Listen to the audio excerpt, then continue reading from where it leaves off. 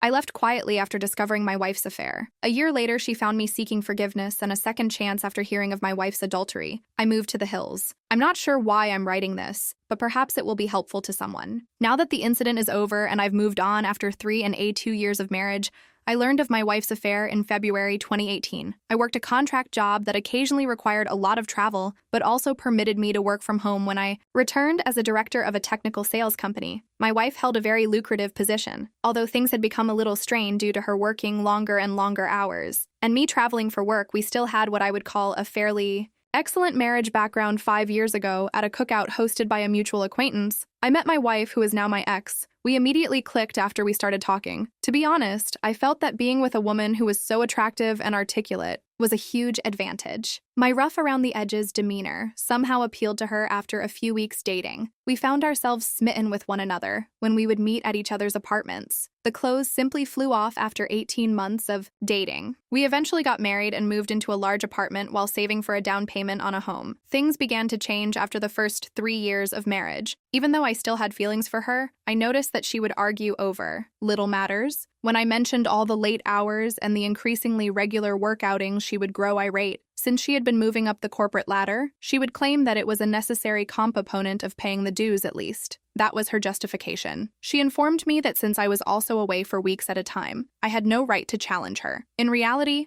I had only been taking vacations for 3 or 4 days every 5 weeks or so I assured her that I could definitely manage cutting back on my travel time. There was never a conclusion to these highly circular arguments. Looking back, I realized that I was unaware that my wife was having an affair, aside from our declining sexual life and her persistently late work hours. I would never have expected anything. I simply assumed that she was exhausted from her job, but being rejected so often when I tried to start a sexual relationship had taken a toll on my ego. Although she had a work mobile phone and might have been using it, I didn't witness the covert texting that I had read about in other articles. She used our spare bedroom as a home office and spent a lot of time there. Around September 2017, Kathy began returning home from work and spending the evening at a work engagement. Instead, this increased from 1 night per week to over 3 nights each week. Although I'm not naturally envious, she would undoubtedly be observed by others, and I'm aware that she would need to repel some of the males at her workplace. Despite working with more male CEOs than female ones, she gave off the impression that she was primarily engaged in her job. The first time I suspected she was cheating was a month prior to D-Day before returning home. She had made a brief stop at the supermarket. I was asked to assist her with the grocery shopping. Something pink was glinting from just beneath the front PA passenger seat of her automobile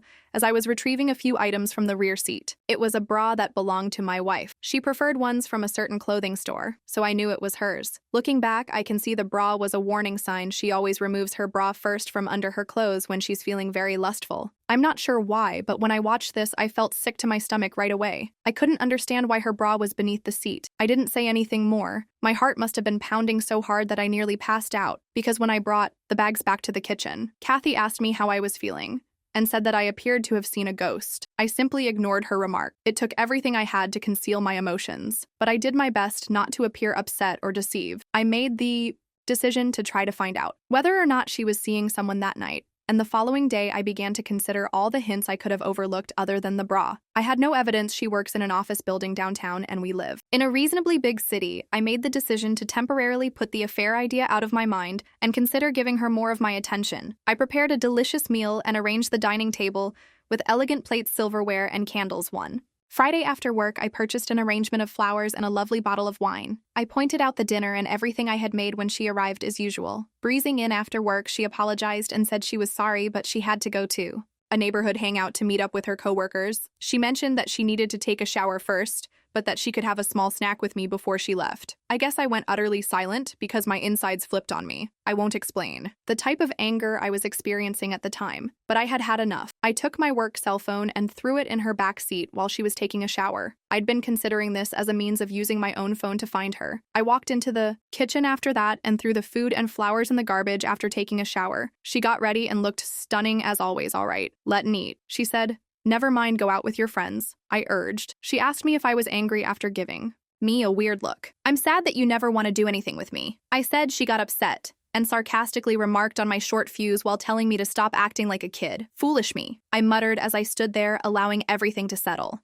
in. For once, I felt we should spend the evening together. She simply gave me a sly smile and stormed off. I pulled out my second phone and began following my work phone when she departed about 20 minutes away. At the bar. She often visits with her coworkers. I caught her stopping. I made the decision to go find her automobile. Indeed, it was in the parking lot of the bar. I waited to see if I could see her in my car across the street. I felt completely different, like a stalker, but I told myself that I had to calm my fear of her. Whereabouts, I observed her leaving the bar with a man about an hour after I got there. He had the appearance of an executive from her company. He took hold of her, drew her near, and planted a kiss on her lips. My body was totally numb, and my stomach started to clench up. They went to a different vehicle and climbed in together. When their automobile pulled out, I tried to keep up with them. You guessed it. They drove to a hotel 10 minutes away as I stopped. On the street beside the hotel, I saw them exit, holding hands, and enter. I'd seen enough. I felt foolish. I began pounding the steering wheel with my fist. That was it. Something went totally blank inside of me. I'm not sure if I had an out-of-body experience or blacked out, but as I got better, I felt like I wanted to drink. At this point, my life started on a path I never would have imagined. I simply began to drive out of town,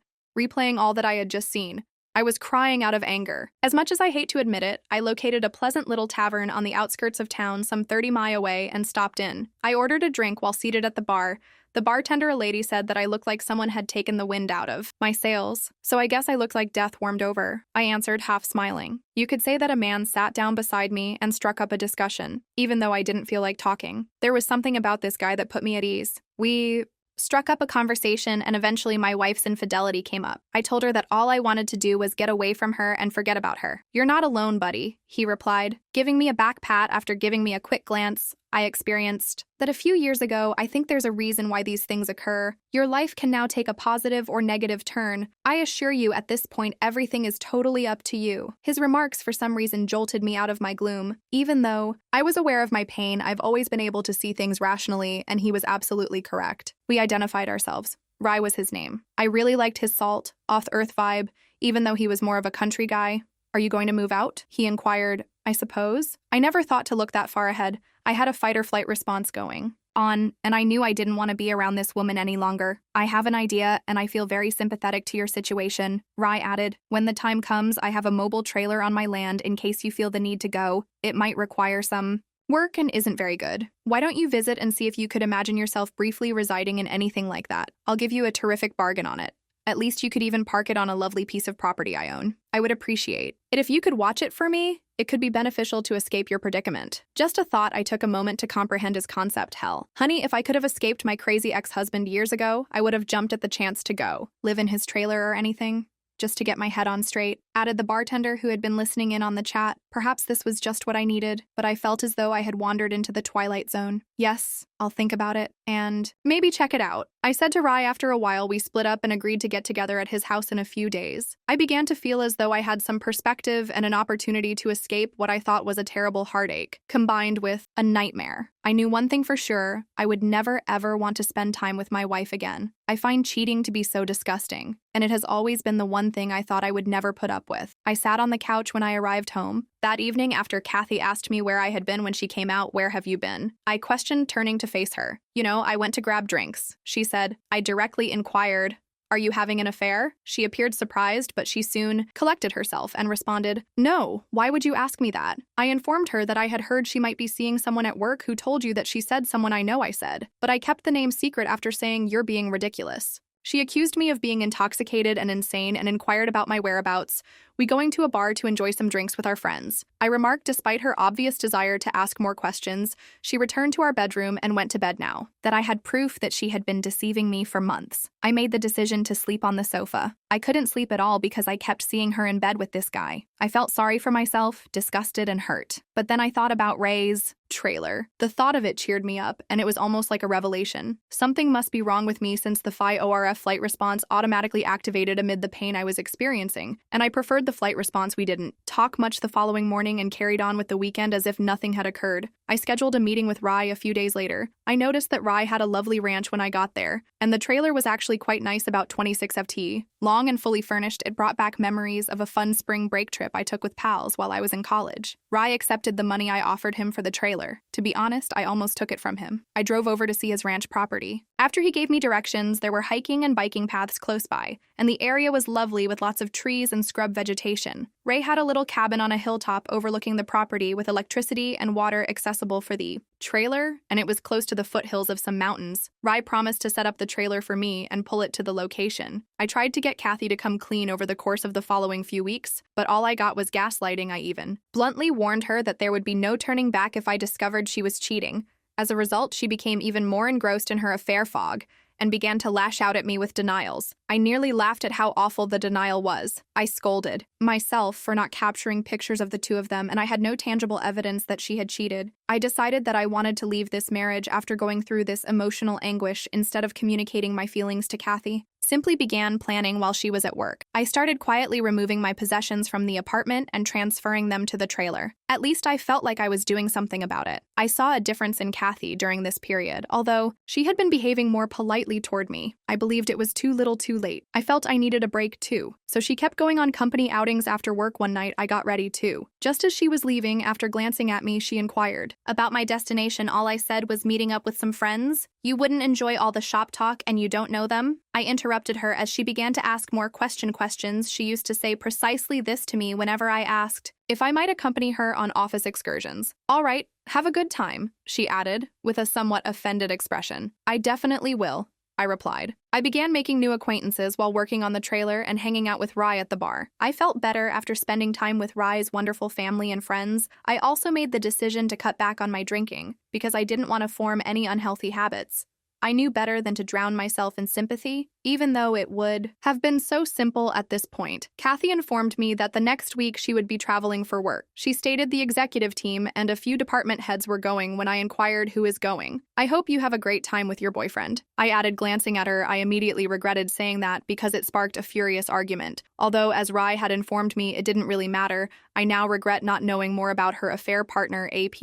It doesn't matter who the other guy is. Rai replied, the fact that she chose to leave you is all that matters. She destroyed the marriage whether she admits it or not. Brother, facts are facts. Ray ought to write a book for the betrayed. Damn it. I had the ideal opportunity to move out entirely during Kathy's work vacation. When she was gone, I collected everything valuable that was mine, including clothes, laptops, and equipment. I didn't take any shared goods or furniture. I left a note before I left. It was a lengthy explanation at first, but I chose to make it brief. I wrote, I hope it was worth it, on a piece of paper on top of the note on the kitchen table. I set my wedding ring. I felt like a great weight had been lifted as I left. I was liberated. The hurt would take time to heal, and there would be baggage to cope with. But I needed time to myself, and to swiftly and quietly get rid of her. The fact that I hadn't challenged her or coerced a confession didn't make me proud. I hadn't screamed or shouted. She didn't deserve it, in my opinion. She disregarded everything we owned, including our plans for the future, our aspirations for a home and a family. And now it was all gone. There was no turning back. I owed her absolutely nothing she could handle. The consequences, I hadn't planned anything or called a lawyer. I just wanted a new beginning and some clarity. The air from the mountains was just what I needed. When I got inside my trailer, I resumed running the next week, and it was wonderful to be alive. Kathy texted things like, we just landed, we're having a team dinner, and so on. While she was away, where are you? Was the question in a few mouths. Why haven't you gotten back to me? I didn't answer. My phone exploded with calls and text when she got home. She kept trying to get in touch with me, but I ignored her. Her mother also tried to phone me after the first day, but I didn't pick up. She didn't try to engage my father because we aren't close, and he is the only member of my family that I still have. Her messages grew more urgent after she was ignored for a week. What is this? Was one of the texts she sent. We must speak. I'm not sure what you believe. But nothing is happening. There isn't an affair going on. She finally texted me after a week of not answering, saying, I'm sorry, things got out of hand. It didn't matter that I was involved with someone at work. You were absent a lot while I was preoccupied with my work. I simply made an error. I intended to terminate it. An error. I'd been waiting for this confession all along. Yet somehow it only made me detest her more. Why was she unable to be truthful? I didn't have any dreams about a future with this woman. Errors don't persist for 6, 8, or a year. Her pleas for me to return and work on the marriage eventually grew pitiful. I refused to respond to her even after she stopped bothering me for a few weeks. Didn't want her to learn where I lived or to snoop around in my life. I didn't want my haven to be destroyed by this woman. She then began sending nasty texts like, you're a coward one day. You refuse to speak to me. You have no regard for us. Come home, please, so we can discuss. You're where I able to visit you, Paul. Please, let's chat and make things right, damn it. Although I don't recall all of the texts, they all appeared to be excuses with minimal genuine regret. In one ear, I let them go, and in the other, Out after a while, I switched my mobile number update, June 2018.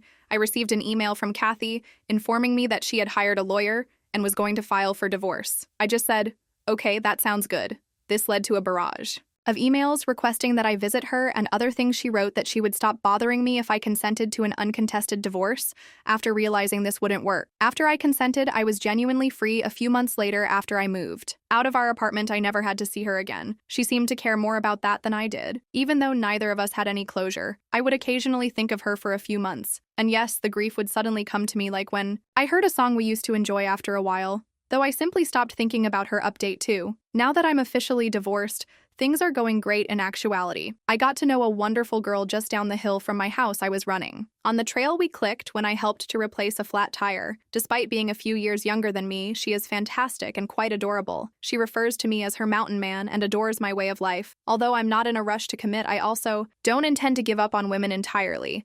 I have no intention of moving out of the trailer anytime soon. I enjoy being outside and have simplified my life. It made everything easier for me, including the grief and my ex-wife. I'm aware that everyone responds to these situations in a unique way. I was fortunate to be in my 3rd year of marriage and not yet a parent. I believe I acted in my own best interests. You don't have to spend your entire life with someone who cheats. If you experience something similar, try not to think about it too much. Continue living your life as you improve yourself. It will get better. I hope everyone has the finest possible life. I've revised this roughly 5 times to make it readable, and I just wanted to give you an update on my ex-wife's condition. I was worried that my ex-wife was attempting to find me. As I indicated in my earlier post, I left our previous residence, which was around 2 hours away. I ran into her last weekend at a coffee shop. I often visit in the town close to my home. It didn't seem like a coincidence to me. Fortunately, I managed to get away before she noticed me. 3rd update. I went into town this past weekend to get groceries and made a stop at my normal coffee establishment. I was utilizing their free internet to work on some paperwork for work. I finished and walked out of the coffee shop. I was on my way to my pickup when I heard someone shout, "Paul." When I turned to look across the street, I saw Kathy.